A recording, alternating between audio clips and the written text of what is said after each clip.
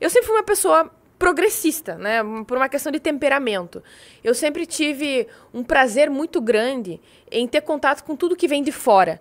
Então, lá no Rio Grande do Sul, inclusive em Passo Fundo, a cada 2 anos, tem o maior festival de folclore do mundo.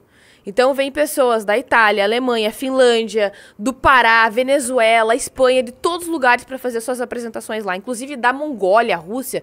Sim, são apresentações incríveis. E desde criança eu tinha vontade de participar do negócio desses. Eu queria muito assistir. Pessoas que falavam de outros idiomas, que vinham de outras regiões do estado. Eu achava aquilo tão estimulante. Eu sentia que eu estava tendo um contato com outro mundo. Aí, ao longo dos anos, eu comecei a perceber um valor, algo realmente muito significativo nas tradições e naquilo que vinha sendo acumulado. Só que eu já percebia isso, só que eu não identificava enquanto tal.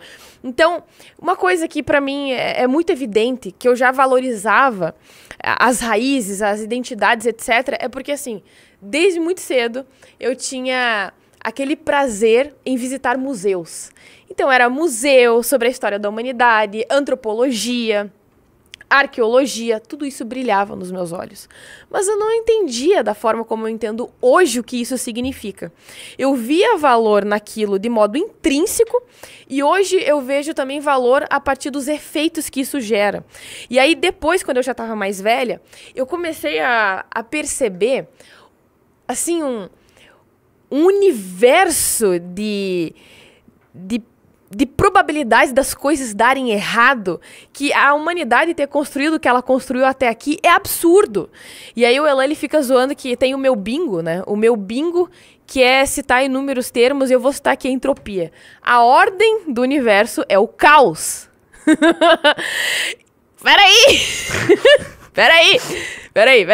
A ordem do universo é o caos. Então, construir algo é muito difícil, manter esse algo em pé é mais difícil ainda. Isso realmente demanda muita energia. E aí teve um momento que eu simplesmente olhei, cara, que seja uma bicicleta, que seja um carro, que seja um metrô. É tão absurdo que as pessoas tenham construído isso. É assim, é de uma profundidade, são tantas e tantas e tantas mentes que desenvolveram, inventaram, investigaram, morreram, que se sacrificaram para construir isso tudo que a gente chama de vida comum. Um cotidiano banal. E por causa disso, eu comecei a pensar, meu Deus, eu acho que eu tô virando conservadora e eu não tô percebendo. E eu lembro de estar numa situação em que, assim, eu sentia como se outro braço estivesse saindo de mim, simultaneamente eu vendo ele nascer e eu tentar botar ele de volta e eu não conseguia. Porque, obviamente, eu estava tendo outros despertar a respeito da realidade. E eu não tinha nenhum controle sobre isso.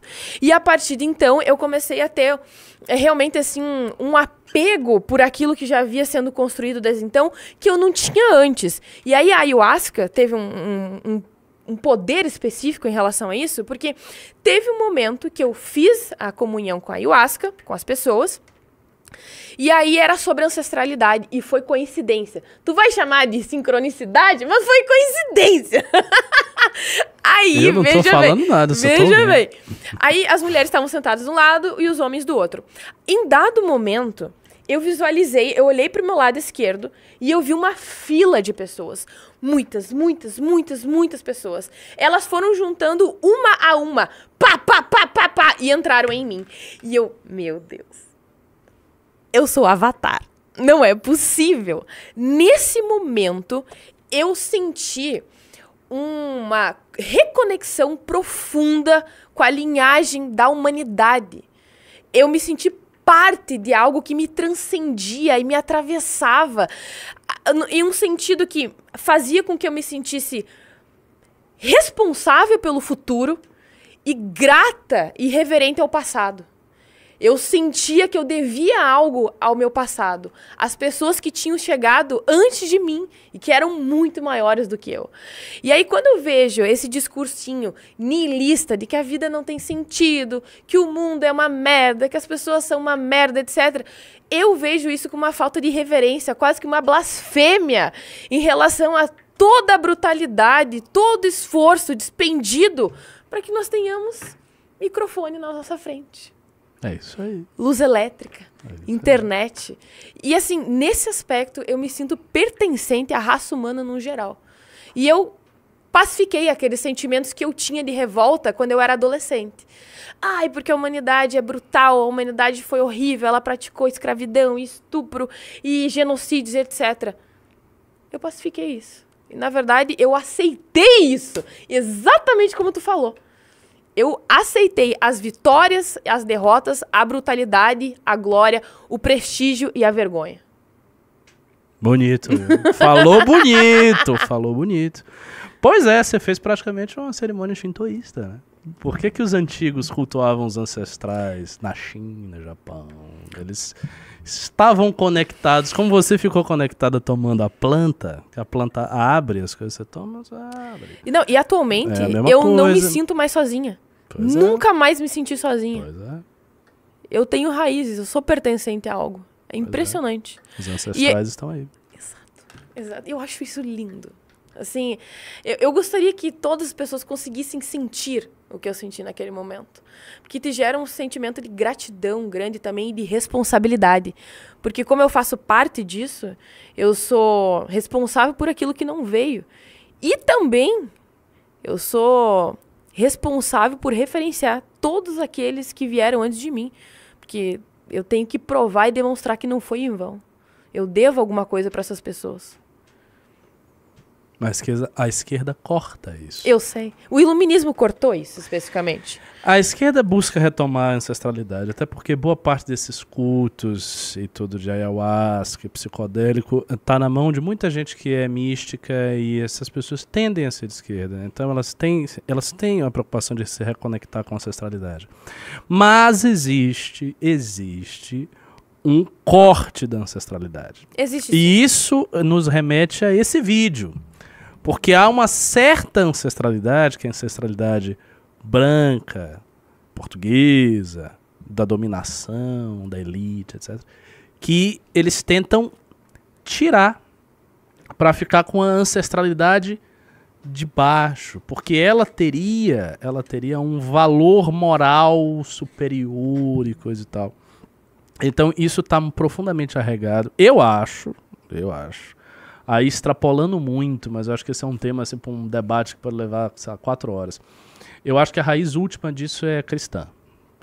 Eu acho que o cristianismo, especificamente o cristianismo, mais especificamente ainda o Sermão da Montanha de Jesus, é a inauguração da perspectiva do oprimido no pensamento político da humanidade. E que, no fundo,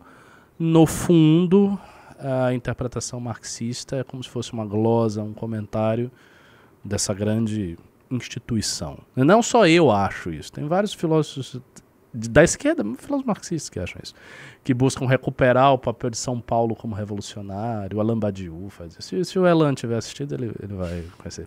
O Alain Badiou, o Zizek faz isso. Vários filósofos buscam recuperar esse elemento digamos, condenatório que o cristianismo traz, que o judaísmo de alguma maneira traz, mas que eu acho que aparece com mais força no cristianismo, porque o cristianismo é universalista.